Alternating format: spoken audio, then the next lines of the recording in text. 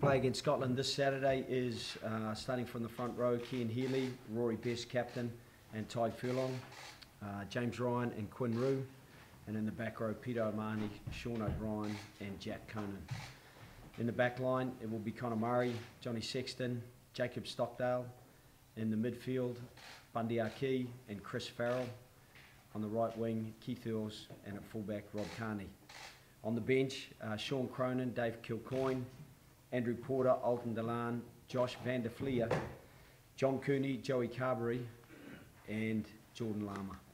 So is Robbie Henshaw injured? Yeah, Robbie's unavailable. He's got a knock. He just got a dear leg, and it hasn't recovered sufficiently, so we're just going to have to forge ahead. But it's a pretty exciting opportunity to give Chris Farrell the chance to play against Scotland. He stepped in only once last year, got man of the match, and he's a guy who's coming back to form after the long layoff that he's had. So was your plan to bring Rob Carney back at fullback? It was probably once Gary Ringrose was ruled out, it was going to be trying to keep a little bit of continuity as best we can from past campaigns and try to get as cohesive as we could in a shorter period of time. I think we didn't have the cohesion we would have liked to have had last weekend. And Quinn Rue in there as well. Is he going to call the line-outs this weekend? Quinn will share the line-out calling with probably with Pete. You know, there's a fair bit of experience with Pete, but Quinn came on and did it when he replaced Dev, and I have no qualms about Quinn being able to call the line-out. He has done it for us a lot in training, and he's done it a lot in Connacht this year. Joe, you've changed a third of your team. How concerned are you about continuity with so many changes? Yeah, I mentioned continuity before, but I think it's a fantastic opportunity. You know, we could be struck with a similar circumstance that we had 4 years ago. We've achieved a lot of things in this particular tournament. We need to be able to be flexible. We need to be able to have guys transition in and out as seamlessly as possible. So that's an opportunity that's presented itself that maybe there would have been a bit of that anyway. In terms of the threats posed by Scotland, they're unbeaten in Murrayfield in the Six Nations now for 3 years. What are you expecting? Yeah, we're expecting them to be very, very tough to beat. They play at a very high tempo. I think they will be looking to play with very fast rucks with the counter-attack threat that they have. I see that Sean Maitland has been brought back in. I feel a bit sorry for Blair Kinghorn. I think he's a super young player. Obviously, man of the weekend last weekend and onto the bench this weekend, but it gives him strength and depth there, and Sean Maitland is a super athlete, really good player. So that back three present real threats across the board, and Finn Russell's ability to get them into the game via Sam Johnson and via Hugh Jones, and Hugh Jones is a real strike threat himself. So I've no doubt they'll try to get those guys involved, and then just harassing and getting into your face and carrying guys like Ryan Wilson, Josh Strauss, big strong man. I think he came on and made an impression. He well earned his place to go again against us. Johnny Gray's back in. He's a real kind of bit of bedrock for them. Very high tackle counts in games, very high tackle accuracy in games. And Simon Bergen probably coming in as tight head. I thought he got a fantastic poach. He's good around the park as well as working hard as a scrummager. So across the board, I think they'll play with tempo, and I think they'll try to vary it up, particularly looking to get the ball in behind us at times as well. Joe, just to clarify, did Robbie pick up the injury during the match last weekend, or was it in training this week? It was a bit of both. It's just a bit of aggravation after having a knock, and a knock on top of a knock, and a little bit of dead leg bleeding. It does make it difficult to kind of. The problem is he could have played, but if you get another bump on it, it debilitates you pretty quickly, and then maybe you have to make an early change. And then at the same time, you've got Chris Farrell sitting in the wings, massively motivated to get in and do his best, I think that's a great opportunity to invest in Chris. And so did he take full part in any of the training sessions this week? He took a part on Tuesday, didn't train today. Conor, a lot has been spoken about the accuracy of Saturday's performance. What's the key message from the coaches ahead of Saturday? I think as players, I think we even understand that we were a little bit off in certain areas, a little bit inaccurate.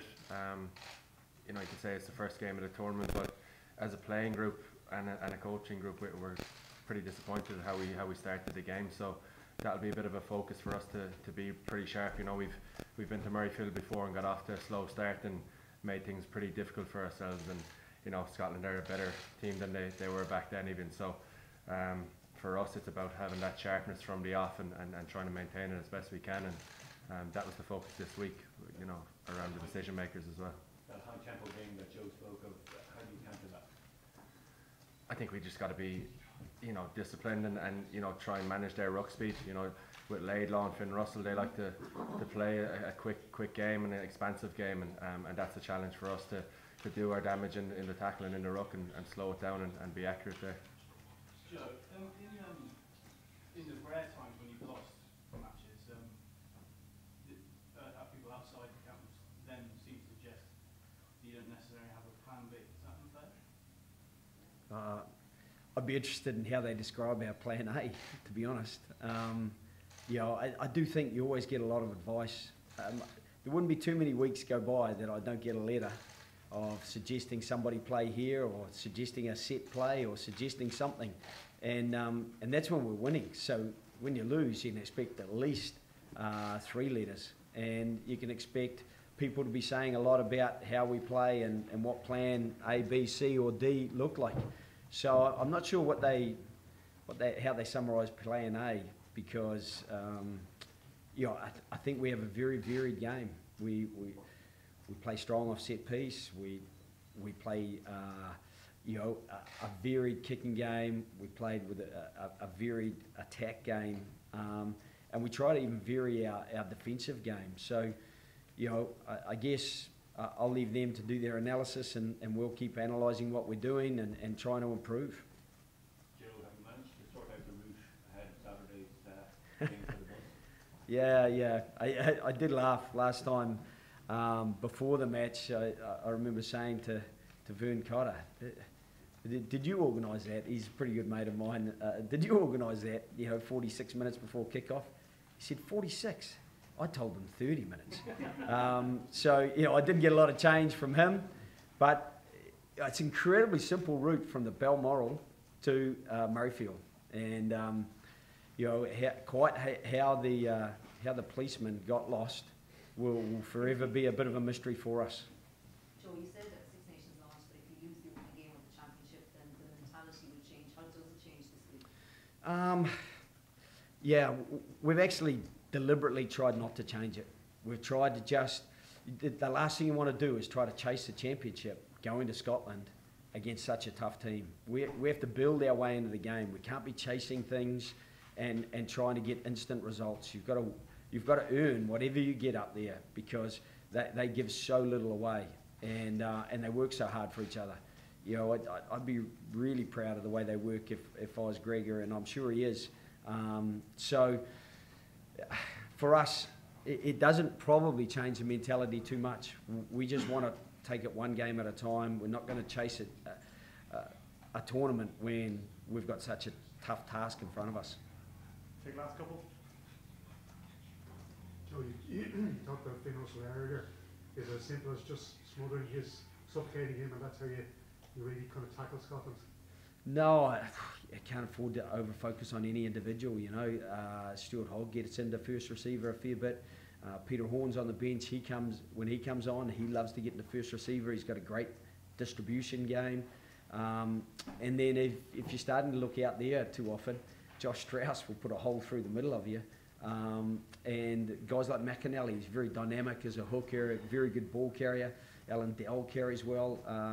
So some of their front row, it can be a real threat carrying. Obviously Ryan Wilson as well. So I guess across the board, we've got to make sure that, as Conor said, we're really disciplined in how we stick to the task and be conscious of whatever threat they're throwing at us, that we can shut it down.